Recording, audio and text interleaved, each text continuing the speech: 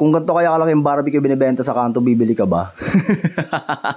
Ito yung literal na unang kagat, one rice agad. Ito yung barbecue hindi pwede sa inuman kasi naku, luging-lugi ka dun sa malalakas mamulutan. So, ito nyo yan, nakita nyo kung gaano kahaba yan. Nabitin ako sa barbecue maliit, sabi ko gawa ang jambong barbecue. Ito talaga, ewan ko na lang, pag ako nabitin pa nito, hindi ko na alam kung sasakit para sa ano. Taste check muna tayo mga lodi. So nito nakarang araw, nagpunta kami sa bayan. Nag-crave ako sa barbecue. Sarap, sulit nga talaga yung lasa ng barbecue na nabili ko. Kasi yun lang, malilit yung servings. Kaya yun, nabitin ako. Alit masyado guys, bitin to eh. Diba? Pasalamat na lang, wala akong ngipin. Dapat isang kagatan lang to, pero bitin pa yan. Masyado maliit. So naisipan ko, why not gumawa kaya ako ng jumbo na barbecue, diba? Total hindi pa ako nakakapag-content ng kanto style barbecue. Saktong-sakto to. Nagpaplano rin ako gumawa ng barbecue na business. Parang test run rin to ng mga panimplang gagamitin ko, diba? Siyempre, sakto rin, nahihirapan ako mag-isip ng ulam ngayong araw. So, ayun, ito na yung uulamin namin. So, ayun, bumili ako na 1 kilong karne ng baboy. Pag-uwi ng bahay, hiwa-hiwa ko na agad siya para ma-marinate na. Nako, kasi nga jumbo barbecue yung mga lodi. Malalaki lang yung hiwa natin. Siyempre, dahil jumbo barbecue nga, siyempre, jumbo rin yung pantusok natin. Sakto, meron akong pantusok na malalaki. Sheesh! Pero siyempre, kanto style pa rin yung concept natin. So, yung style na pagtusok, una mo ilalagay, yung may taba, tapos laman na hanggang sa dulo, diba? Oo, sinasabi ko talaga ko, hindi lang talaga sumama yung loob ko dun sa mga maliliit na barbecue yung kinain ko. Hindi ko naman to gagawin eh. Kasi yun nga, nagtampo ako ng isang araw eh. Ang liliit naman kasi ng barbecue guys. Masarap, pero maliit talaga. Nabibitin ako eh. So ito, ewan ko na lang talaga. Pag ako nabitin pa nito, hindi ko na alam kung ano yung gagawin kong sunod. At ayun, pagkatapos nga natin matusok ang lahat ng karne, mag-prep na tayo ng pang-marinade natin. Pinakaunang sangkap sa marinade mga lodi, kalamansi. Maraming kalamansi. Siyempre, kailangan din natin ng paminta. Mga 1 tabo para maanghang talaga. Tapos syempre, Pinoy tayo. So kailangan natin ng banana ketchup. Sheesh! Para magkaroon ng konting alat, syempre maglalagay tayo ng toyo. Syempre, wag natin kakalimutan yung asukal, 'di ba? Para manamis-namis yung barbecue natin. Ay nahaluin na natin siya hanggang matunaw yung asukal, tapos ilalagay na natin yung ating final ingredient. Ito talaga yung pinaka nagde-define ng barbecue yung Pilipino eh. Ako lang para sa iba, pero pag nagluluto ko ng kanto style barbecue, hindi pwedeng wala siyang Sprite. Sprite baka naman.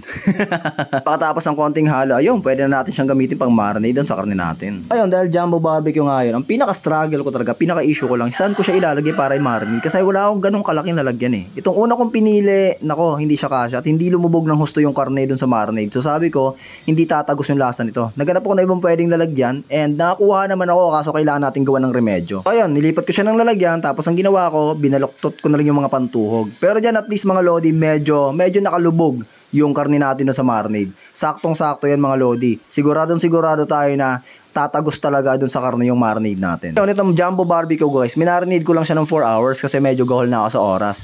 Pero mas masarap siya guys pag matagal yung marinade.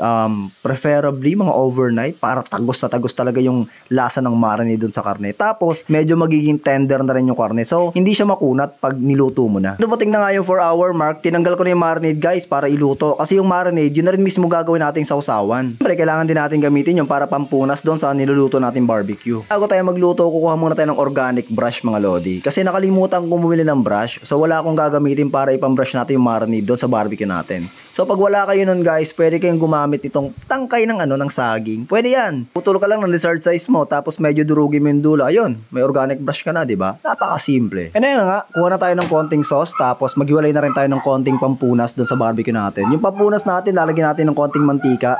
Wala lang, basta, lagyan nyo lang ng konting mantika. Yan na, okay na yung uling, okay na yung grill. Mag-ihaw na tayo para malaman natin yung successful ba yung jumbo barbecue natin.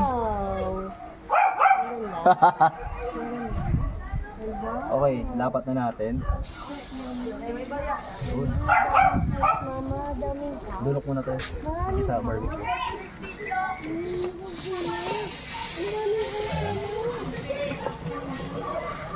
Hindi ka pa nabashish niya. Ayaw mo lang talaga. Nakikita nyo naman yan. Ang laki talaga. Kahit ako nga guys, medyo nalulula ako dito sa ginagawa kong to eh. Sumama ang loob, gumawa ng jumbo barbecue. Marami rin naman nakikita mga gantong klase, pero yung parang mga kebab style. Pero kasi guys, itong ginagawa ko, di ba? Kanto style barbecue ng mga lodi. Alang medyo matrabaho to mga lodi kasi medyo makapal yung karne. So dapat talaga, todo lang talaga yung pagpupunas ko ng marinade para hindi siya mag-dry. Kita nyo yan? Ulam na, di ba? Nako, yan talaga pag hindi pa yan masarap sa paningin mo, ewan ko na lang. Kaya kung makikita nyo, nako, si Kuya Renan, pag nasa camera, sipagsipagan eh. Struggle, it's real.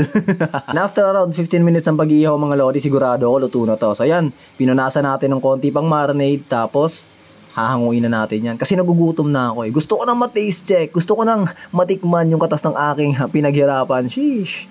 Matatalinghag salita. Ang corny mo, kuya rin na habang tumatagal. Sa totoo lang. And just like that, mga idolo, di ba? Preparado na yung barbecue. Nakagawa na rin ako ng sausawan. So tara, tikman na natin yan. Paano natin malalaman kung sulit ba talaga yung efforts natin? So ito nyo yan, nakita nyo kung gaano kahaba yan. Nabitin ako sa barbecue maliit, sabi ko gawa ang Jambong barbecue. Ito talaga, ewan ko na lang, pag ako nabitin pa nito, hindi ko na alam kung sasak para sa aso. Taste check muna tayo mga lodi. Laki. Suka muna, suka. Sili. Ang laki masyado. Ayan, so ayan, suka, sili, tapos may sibuyas.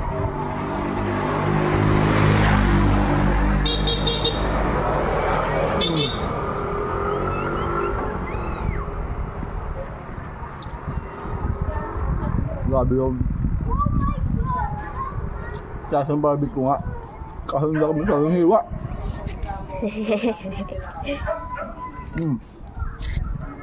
Ang sarap, solid.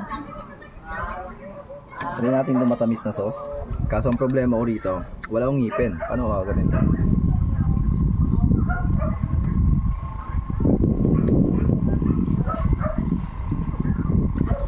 Yummy! Pasok pa lang.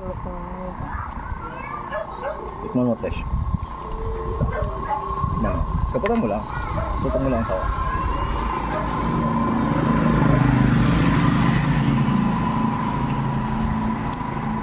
sarap. Masiram sa sauce. Masiram sa sauce. Diba? By the way, mag-hi nga pala sa videographer ko.